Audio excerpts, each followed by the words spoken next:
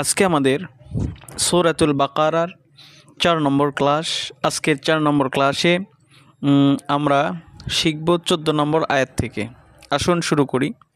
এই যেখানে অ জবর অ, হামজা জের ই, অ ই, জাল আলিফ জবর দা, মদের হরফ, এক আলিফ জবরের বাম পাশে খালি আলিফ, ওয়া ই দা, লাম জবর, এটা লাম জবর লা, কফ ও লাম পেশ কুল।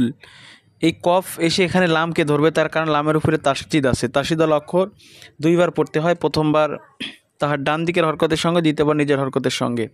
তাহলে হলো ওয়া ইদা লা, লাম জবর লা, কফ লাম পেশ কুল, লা কুল, লাম জবর লা, লা কুল লা, জালিয়া জের জি, জেরের বাম পাশে জজমা লাগিয়া, মদের হরফ এক আলিফ, নুন জবর না, লাযিনা, তাহলে হলো লা কুল লাযিনা। হামজা খারা জবর আ, মিম জবর মা, নুন ও পেশ নু, আ মানু। এই যে খারা জবর এক আলিফ, মিম জবর মা, এটা হরকত টান হবে না, নুন ও পেশ নু, মদের হরফ, এটা এক আলিফ। তাহলে আমানু, কফ আলিফ জবর ক, মদের হরফ এক আলিফ, লাম ও পেশ লু, এই যে চিহ্ন, চিকন চিহ্ন বাঁকা, এটা 3 আলিফ টানিয়া পড়তে হয়। কলু, হামজা খারা জবর আ, এক আলিফ, মিম নুন জবর মান, নুন আলিফ জবর না, মান্না। এই যে নুন বা মিমে তাসদিদ থাকলে, হরকতের বামে নুনে বা মিমে তাসদিদ থাকলে গুন্নাহ করিয়ে পড়িতে হয়, ইহাকে ওয়াজিব গুন্না বলে। তাহলে হলো ক্বালু আমান্না। তারপরে অ জবর ওয়া, হামজা জের ই, জাল আলিফ জবর জা, ওয়া ইযা, খ জবর খ, লাম ও জবর লাউ, খলাউ, ওয়া ইযা খলাউ, হামজা জের ই, লাম খারা জবর লা, ইলা। এই যে লা এক আলিফ, শিন জবর শা, ইয়া খারা জবর ইয়া, এখানেও এক আলিফ, শাইয়া, তয়া জের তি, মদের হরফ এক আলিফ, নুন জের নি, হামিম জের হিম, শায়াতিনিহিম, কফ আলিফ জবর ক, লাম ও পেশ লু, এই যে চিকন বাঁকা চিহ্ন 3 আলিফ। কলু, হামজা নুন জের ইন, নুন আলিফ জবর না, ওয়াজিব গুন্না, মদের হরফ। ইন্না, মিম জবর মা, আইন জবর আ, মা আ, কাফ মিম পেশ কো, মা আকুম, হামজা নুন জের ইন, নুন জবর না, ওয়াজিব গুন্না, মিম আলিফ জবর মা, মদের হরফ।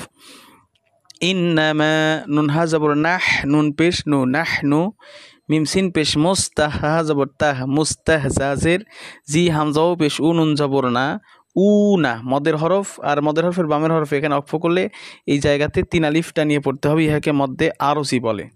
আসুন এখন 14 নম্বর আয়াত পুরোটা ভালোভাবে শিখি।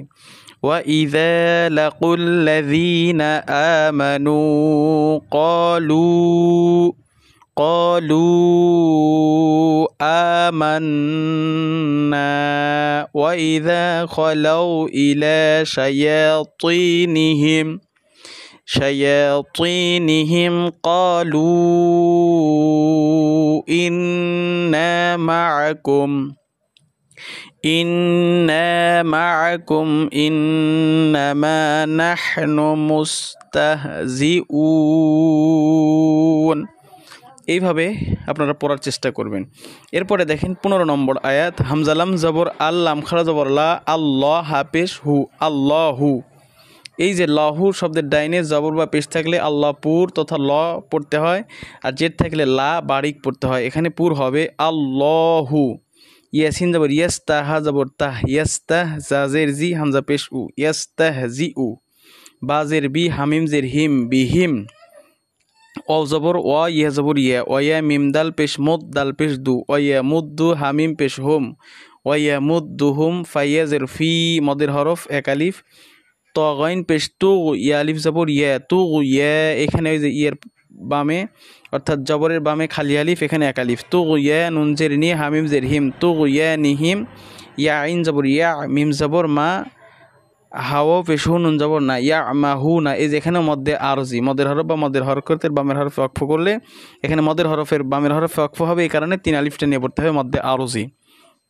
তাহলে পুরো আয়াতের উচ্চারণ দাঁড়ালো আল্লাহু ইয়াস্তাহজিউ বিহিম ওয়া ইয়ামুদ্দুহুম ফি তুগয়ানিহিম ইয়ামাহুন।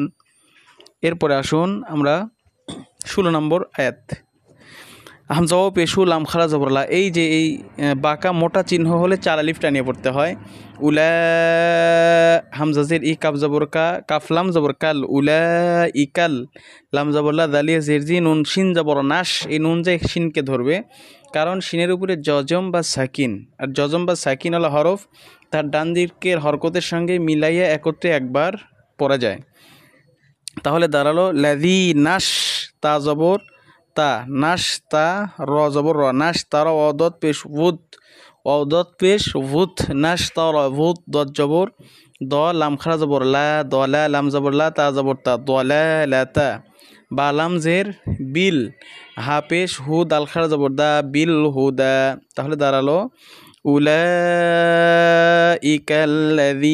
ইশতারাবু দ্দালালাতা বিল হুদা। ফা জবর ফা, মিম আলিফ জবর মা, ফা মা, র জবর র, বা জের বি, হাতা জবর হাত, র বি হাত, তাজের তি, জিম আলিফ জবর যা, তিজা, র জবর র, তা পেশ তু, হামিম পেশ হুম, তিজারাতুহুম। অ জবর অ, মিম আলিফ জবর মা, অমা, কাফ আলিফ জবর কানু, নৌ পেশ নু, অমা কানু, মিম হা পেশ মুহ, তা জবর তা, দালিয়া জেদ্দিন উন জবর না, মুহতাদিনা। এখানে ওই যে মধ্যে আরজি, মদের হরফের বামের হরফে ওয়াকফ করলে 3 আলিফ টানিয়ে পড়তে হবে। তাহলে এখন এখান থেকে হলো ফামা রাবিহাত তিজারাতুহুম ওয়া মা কানু মুহতাদিন। তো সুপ্রিয় দর্শক, ভিডিওটা খুব একটা লম্বা করব না, প্রতিদিন 3 থেকে 4 আয়াত করে আমাদের এই ক্লাসে ধারাবাহিক এভাবে শেখানো হবে ইনশাআল্লাহ। একেবারে পুরো 30 পারা কোরআনই শেখানো হবে। তো আপনারা যারা শিখতে আগ্রহী অবশ্যই আমাদের ভিডিওগুলো দেখবেন, আর ভিডিওটি ভালো লাগলে অবশ্যই লাইক, কমেন্ট, শেয়ার করবেন। ধন্যবাদ।